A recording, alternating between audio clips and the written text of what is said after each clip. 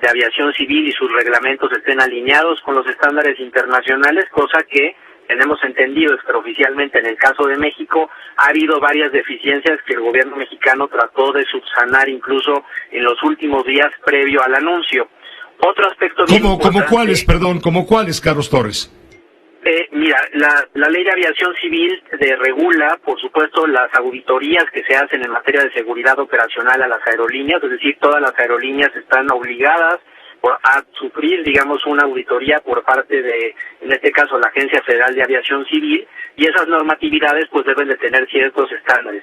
Es muy común, Pepe, que las aerolíneas comerciales hagan ejercicios de auditorías propias en materia de seguridad, bajo estándares, por ejemplo, como los de la IATA, que es la organización que integra a todas las aerolíneas comerciales, y que de manera unilateral hagan este tipo de procedimientos con regularidad, pero eso no significa que la autoridad no tenga que hacerlo. Entonces, la autoridad lo tiene que hacer, pero estos estándares pues no están alineados todavía a las mejores prácticas internacionales de acuerdo con estos criterios. Y México está vinculado a estos criterios de en lo que se refiere a los vuelos de México hacia Estados Unidos, está vinculado obligatoriamente. Totalmente, en la medida en la que tú formas parte también como autoridad aeronáutica de la Organización de Aviación Civil Internacional, estás obligado a cumplir justamente con esos parámetros. Creo que es muy importante mencionar ese punto, y va atado a uno segundo que en este caso en México, como bien ya lo relatabas, hace una década también sufrió deficiencias, que está vinculado con el entrenamiento y el número y volumen de personal de inspectores que hacen justamente estas auditorías. A veces se nos olvida que estos auditores no solo hacen auditorías a aerolíneas comerciales. Tengo información, como tiene todo México, de que hay una organización de mexicanos que se llama precisamente Mexicanos contra la Corrupción y la Impunidad. Tengo la mejor y más grata referencia de ellos, que han luchado no solo contra las infamias de este gobierno, sino han denunciado muchas corruptelas en el pasado. Y eso no quiere decir que yo forme parte directa o indirectamente de esa organización, o que yo esté recibiendo de manera directa o indirecta recursos públicos para enfrentar a López Obrador. Lo hago de frente, por mi propio derecho, con mis propios recursos y pensando en México. Si esta denuncia se considera legal y procedente, ¿vas a solicitar que se gire un oficio al presidente para obligarlo a contestar? Mira, en términos de ley, después de que sea ratificada por mí, tan pronto me citen para ello, yo considero que lo que procede es que le giren un oficio para entrevistarlo por vía de oficio, para que diga si es verdad que dijo esto de mí y que en su caso aporte los datos de prueba para poder integrar la indagatoria. ¿Qué va a pasar con la Fiscalía? No lo sé. En primer lugar, tiene la Fiscalía mucho trabajo. En segundo lugar, tiene muchas limitaciones. Y en tercer lugar, sabemos que en México la justicia tiene dos varas. Cuando denuncias a alguien que está caído, a un pobre, o cuando denuncias a un bribón encaramado en el poder. Pues Diego, te agradezco mucho que nos hayas aportado de viva voz el contenido esencial de la denuncia de hechos que hoy presentaste, ante la Fiscalía General de la República.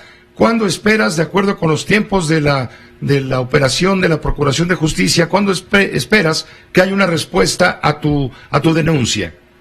Yo esperaría que en 1 o 2 semanas me pudieran citar a ratificarla, pero tampoco estoy esperanzado en el resultado que en su momento se dé. Es decir, como un activista social o bien como gobernante. Y aquí lo que nosotros hemos identificado es que una de las explicaciones para que el presidente López Obrador sea bien evaluado es que se le ve como persona, no se le ve como gobierno. Más adelante daré las cifras de cómo se ve su desempeño ya como gobernante, y tendríamos cifras que hacen contraste con este 54.5% que son los que están de acuerdo con la manera como Andrés Manuel López Obrador está gobernando. Hay un 42% que está en desacuerdo. Y bueno, también evaluaste cómo nos ha ido en materia de salud, de educación, de empleos, en gran resumen, y corrupción, por ejemplo. ¿Qué te dice la medición de la corrupción?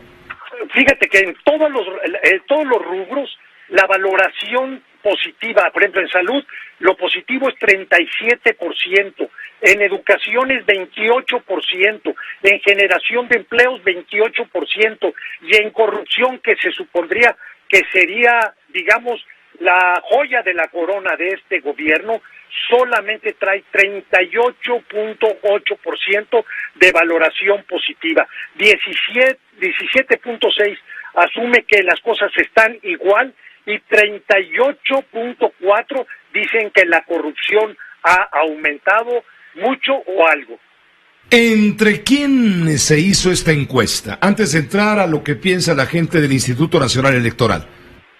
Esa es una encuesta que se hace a población abierta, se asignan cuotas demográficas de acuerdo a los municipios, también se respetan las cuotas de género, de edad, para que tenga una representatividad de lo que es la gran diversidad nacional que es México. La verdad, en Querétaro las cosas pintan completamente diferente, mi Pepe. Te puedo decir que hoy la gente sí tiene un ánimo por los suelos, pero más que nada porque no ven para cuándo haya una recuperación por la pandemia. Es un tema urgente, que ellos puedan tener estabilidad económica. Te puedo decir que ese es el tema número uno. Ya se está viendo un poquito más de certeza con los esquemas de vacunación que hay en el estado de Querétaro. La verdad es que en el estado de Querétaro el gobierno estatal tuvo una buena reacción ante esta contingencia, y hoy lo que quiere la ciudadanía es saber cómo le van a hacer para recuperar su economía familiar, y nosotros estamos trabajando muy puntualmente en ello.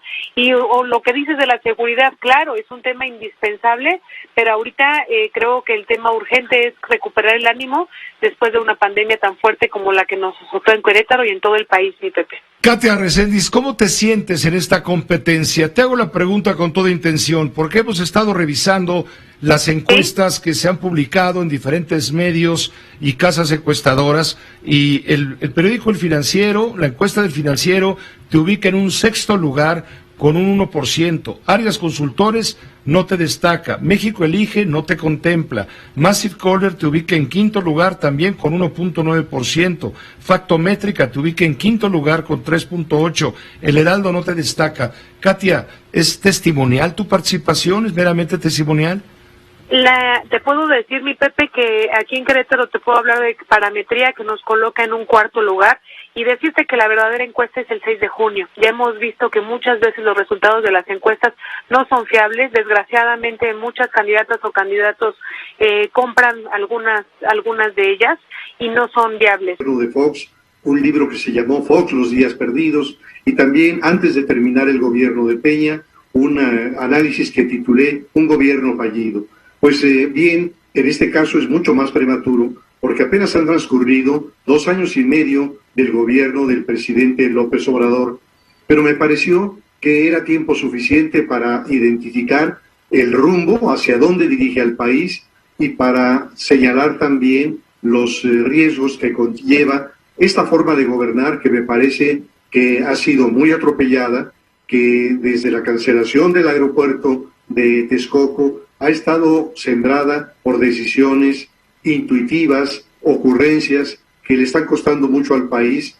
Y lo principal que pretendo expresar en el título de la obra, El país de un solo hombre, es que se ha preocupado el presidente por ir capturando, vulnerando o desapareciendo aquellas instancias que son contrapesos al poder. Entonces, el enorme riesgo que se aproxima es una elección en la cual está en juego si vamos a seguir siendo una democracia defectuosa como es, o si vamos a dar paso a una autocracia. Ahora, son las características que tú encuentras o tú descubres en tu trabajo periodístico publicado en El País de un Solo Hombre, referente a López Obrador, son los principales claves o síntomas que definen el estilo personal de gobernar del presidente, el cual lleva 2 años y medio en el poder. Sí, Pepe, inclusive dedico una parte del libro a identificar esta personalidad que me parece es muy claramente la de alguien que padece un delirio de grandeza.